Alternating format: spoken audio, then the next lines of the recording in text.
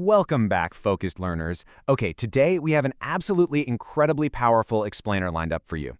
We are going to be unlocking the real insider methodology for completely dominating AS and A-level mathematics, and specifically we're zeroing in on the 9709 syllabus for kinematics.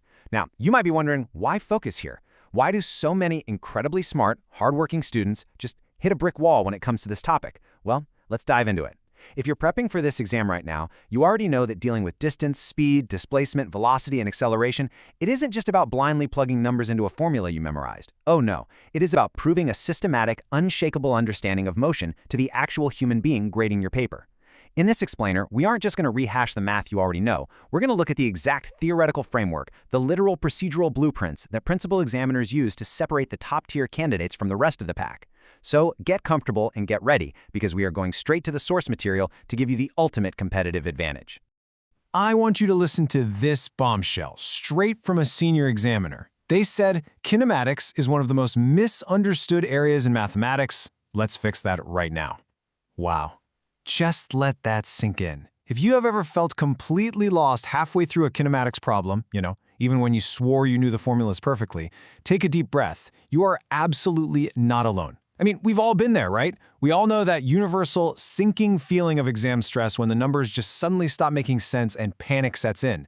But when you look at the principal examiner reports, they consistently highlight that candidates struggle here more than almost anywhere else on the paper. But here is the massive secret. It's rarely the actual calculation that trips students up. Seriously, it is the underlying theoretical architecture. Students miss the precise definitions, they miss the causal relationships, and they don't see how these concepts integrate with other areas of the syllabus. So today, we are going to dismantle that confusion entirely, and we're going to rebuild your approach from the absolute ground up.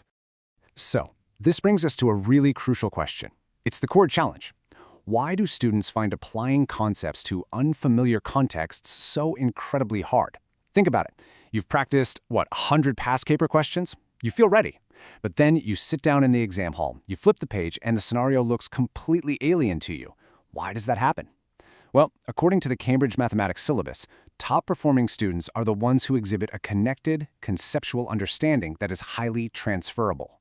When you rely purely on rigid memorization for a very specific type of question, you're setting a trap for yourself. Because the moment that context shifts, let's say suddenly an object is moving vertically instead of horizontally, or maybe friction is introduced in a highly novel, tricky way, that rigid memorization just completely breaks down. It falls apart. The missing link here is systematic analysis and evidence-based reasoning. Your examiners are desperate to see that you understand exactly why you're applying a certain formula, not just how to apply it. And you know what? This theoretical breakdown almost always starts in one specific place: vocabulary. This is a massive examiner alert directly from the reports. Candidates consistently confuse key terminology. You literally cannot afford to treat distance and displacement or speed and velocity as interchangeable words. They aren't. They are fundamentally different theoretical concepts. Take displacement, for example. It's a vector quantity, which means it absolutely demands both a magnitude and a direction. Distance, on the other hand, is merely a scalar quantity. It's just a number. If you don't define your terms correctly before using them in your extended responses, examiners immediately know your theoretical foundation is shaky. It's like building a house on sand. Top candidates, the ones pulling the highest grades, always prove they know the difference right out of the gate. In fact, defining your terms clearly sets the perfect stage for a rigorous, high-scoring analysis. Okay, I want you to imagine two exam papers lying side by side on an examiner's desk. On one side, you have a vague answer. It completely lacks detail, and it totally ignores the specific context of the scenario given in the prompt. It's just a jumble of numbers. This is where examiners just shake their heads and reach for the red pen. Now look at the other side, the examiner-approved answer. It's beautiful. It doesn't just calculate a final number. It uses precise terminology, it integrates contextual evidence from the question, and crucially, it makes cross-topic connections. The principal examiner reports explicitly state, they spell it out for us, that candidates who reference cross-topic connections achieve significantly higher marks. Your examiners are literally looking for you to draw on established principles from across the entire syllabus to formulate a cohesive answer. It's the difference between blindly guessing an equation and confidently, systematically proving a relationship. So how do we guarantee that you are always producing that high-level, examiner-approved answer? You need a standardized sequence. Systematic processing is everything here. Think of this as your secret weapon, a 5-step procedural framework that you need to internalize for every single kinematics question you ever face. Step 1, identify the key elements. What variables are actually given to you and what is missing? Step 2, apply the relevant principles. This is where those rock-solid definitions we just talked about come into play. Step 3, execute the analysis with clear, step-by-step working. Don't skip steps.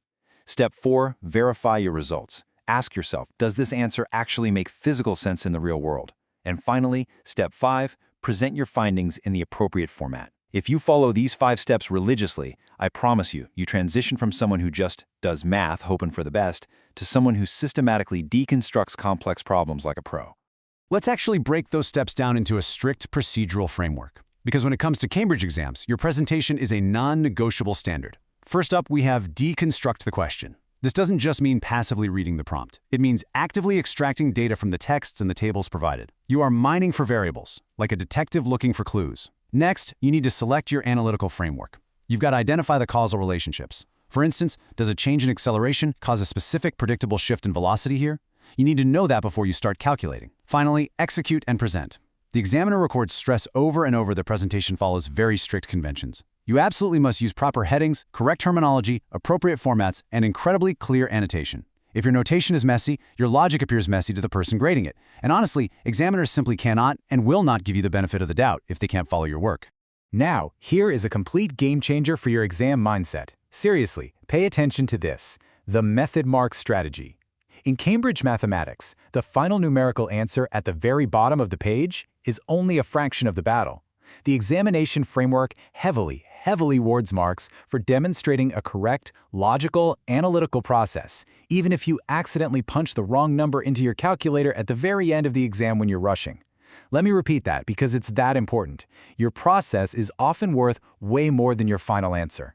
By using clear working and explicit annotations, you are effectively creating a massive safety net of points for yourself. You are showing the examiner the exact logical pathway your brain took. If that pathway is sound, if the logic holds up, you secure those method marks regardless of a tiny arithmetic slip-up. But listen, even with that method mark strategy firmly in your toolkit, we need to be highly aware of the pitfalls. Straight from the principal examiner reports, here are the top 3 catastrophic mistakes students make that consistently rob them of their target grades. Number 1, answers are often way too vague and lack specific details. Remember, examiners are craving precision. Number 2, students just forget to check format and presentation conventions. Like we said earlier, a brilliant calculation presented poorly will completely bleed marks. It's such a waste. And number 3, final responses are not specific to the context given in the prompt. If the question is about a car braking on a wet, slippery road, your evaluation absolutely must reflect that specific physical reality. You can't just treat it like a generic, faceless object moving in a perfect vacuum. Avoid these 3 traps, and I guarantee you will instantly elevate your grade tier. So to actively avoid those examiner warnings we just talked about, you need to adopt this ultimate problem-solving mantra. Say it with me: deconstruct, solve, evaluate. Seriously, write this down. This is your new mental checklist. First, you deconstruct by identifying the given information and breaking the whole intimidating scenario into logical, bite-sized steps. Then you solve systematically, applying your cross-topic knowledge and that beautiful, clear notation. But it's this final step, evaluate, where the real magic actually happens. You absolutely must check your answer for reasonableness and make justified recommendations based on your findings. A systematic analysis is literally never truly complete until you have taken a step back and evaluated the validity of your own conclusion. And when it comes down to that critical evaluation stage, there are exactly 3 core factors you must rigorously check if you want to achieve those top marks. According to the source material on critical analysis, evaluating evidence quality requires identifying limitations, the assumptions made, and alternative interpretations. Let's really think about that in a kinematics context for a second. Did you assume air resistance was negligible? Okay, well that is an assumption made. Does making that assumption limit the real-world accuracy of your calculated velocity? Yes, it does. That is a limitation. Exploring these 3 factors shows the examiner that you possess a deeply connected conceptual understanding of the physical model. It shows you're thinking like a real mathematician, pushing your answer firmly into the highest possible grading band. So, as we wrap up this explainer today, I want to leave you with a rather provocative question to carry into your very next study session. Ask yourself, are you just calculating numbers, or are you actually proving a systematic understanding of motion? Every single time you tackle a kinematics problem from now on, I want you to remember the examiner's blueprint. Define your terms precisely right from the start. Use the deconstruct, solve, evaluate framework we went over. Rely heavily on the method mark strategy by making your analytical process incredibly clear to anyone reading it. And please, never forget to anchor your final answer back into the specific, real-world context of the question you were asked. It is time to stop just doing math and start proving your absolute mastery of the subject. Thank you so much for joining me on this explainer, and I genuinely hope this completely transforms the way you approach your next past paper. Keep studying smart, and I'll see you in the next one.